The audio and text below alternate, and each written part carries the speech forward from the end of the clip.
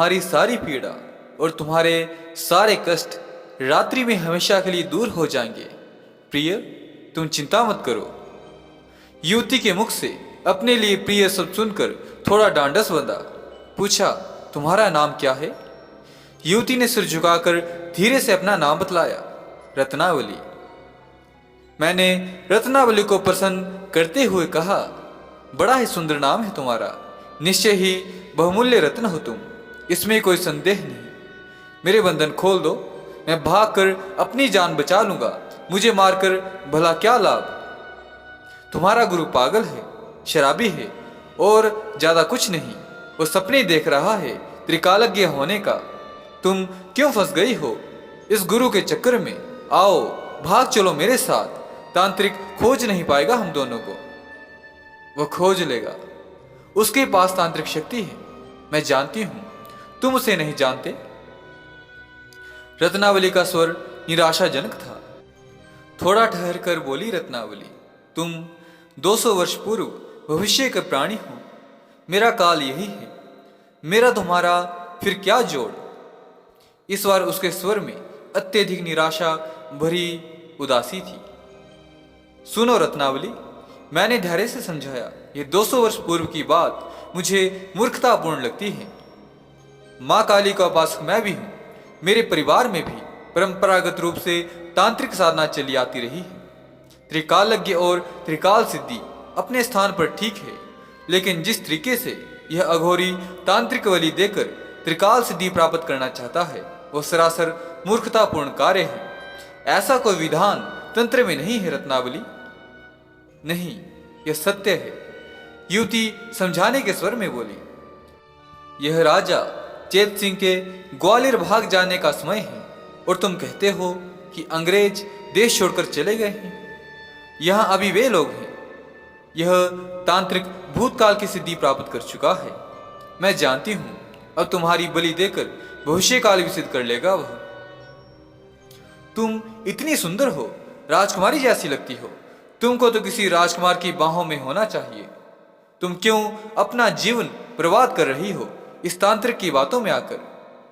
मेरी बातों को सुनकर रत्नावली की आंखों में आंसू छलक आए, कंठ अवरुद्ध सा हो गया। आंचल से लुढ़क आए आंसुओं को पूछती हुई विगलित स्वर में कहने लगी, तुम ठीक कहते हो, तुम्हारा अनुमान सही है। सचमुच मैं एक राजकुमारी हूं, अपने माता पिता की एकमात्र संतान। मेरे पिता का नाम है सूर्यदेव नारायण सिंह। वे एक छोटे से राज्य के राजा हैं। अंग्रेजों ने छल बल और अपने कपटपूर्ण व्यवहार से उनका राज्य अपने अधिकार में ले लिया है। पिताजी विवश हो गए हैं और अंग्रेजों की हुकूमत के अधीन हो गए हैं। न जाने कब और कैसे इस कपालिक अघोरेश्वरानंद से उनका परिचय हो गया। मेरे माता पिता उसके चमत्कारों से इतना प्रभावित हो गए कि कपालिक जो भी कहता उसे करते वह। प्रायः कपालिक नित्य कोई न कोई तांत्रिक अनुष्ठान करता रहता और करता नई नई तांत्रिक क्रियाएं। सब कुछ तामसिक होता, फिर भी पिताजी उसमें पूर्ण सहयोग देते। सुनने में आया कि अंग्रेजों से अपने राज्यों को मुक्त करवाने हेतु वे विवश तांत्रिक अनुष्ठान और तमोगुणी तांत्रिक क्रियाएं करवा रहे हैं कपालिक द्वारा।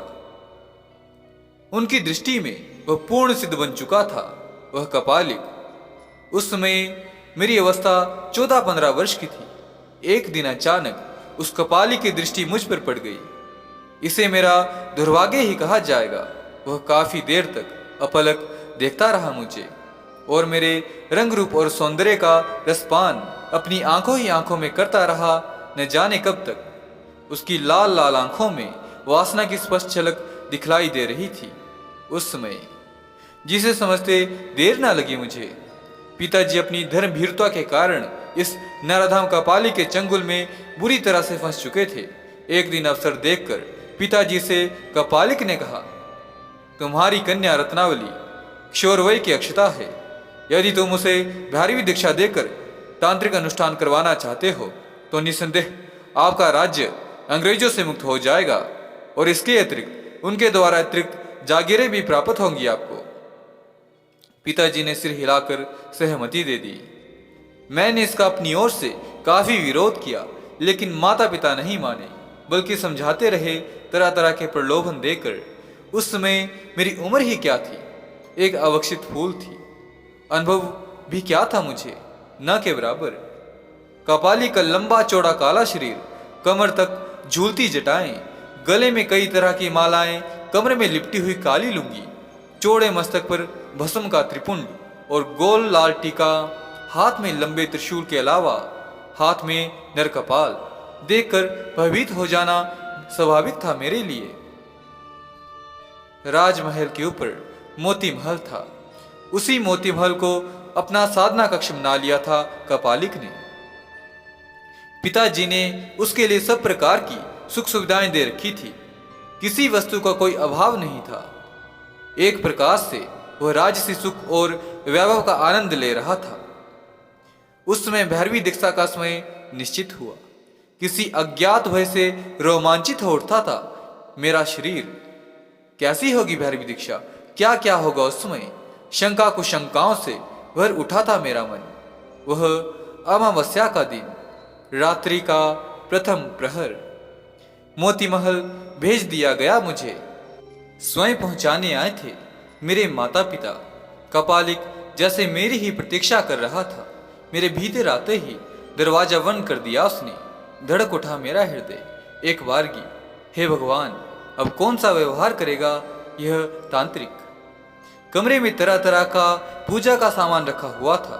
सामने एक छोटी सी मूर्ति रखी थी, शायद काली की मूर्ति थी वह, जिसके सामने चौमुखा दीपक जल रहा था। कमरे का वातावरण बड़ा रहस्यमय लगा मुझे। धड़कने लगा था मेरा दिल जोर से। रोमांच भी हो आया। ऐसा सब कुछ पहले कभी नहीं देखा था। और तभी कर्कश और आदेश भरे स्वर में कपालिक ने कहा, कपड़े उतारो। नहीं नहीं, कपड़े नहीं उतारूंगी, दृढ़ता से कहा मैंने। उतारना ही पड़ेगा। पूर्ण वस्त्र विहीन होना आवश्यक है। विवश थी और कर भी कह सकती थी। इतना कहकर स्वयं मेरे कपड़े उतारने लगा वह। दूसरे ही क्षण वस्त्र विहीन हो उठी मेरी कंचन काया। फिर उसने मेरे बंधे हुए बाल खोले और अपने हाथ से स्नान करवाया। जब मैं स्नान कर चुकी तो अपने खुरदरे बेडोल हाथों से कोई सुगंधित द्रव्य लगाया उसने मेरे अविकसित अंगों का स्पर्श करते हुए। मैंने पूरी तरह से विरोध किया, लेकिन असफल रही।